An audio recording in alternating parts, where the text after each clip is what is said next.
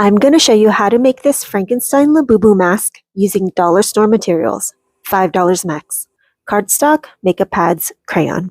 A few quick materials I already have: Sharpies, scissors, pencil, white paper, and leftover sheer fabric. I recommend glue gun for cotton pads and glue stick for paper.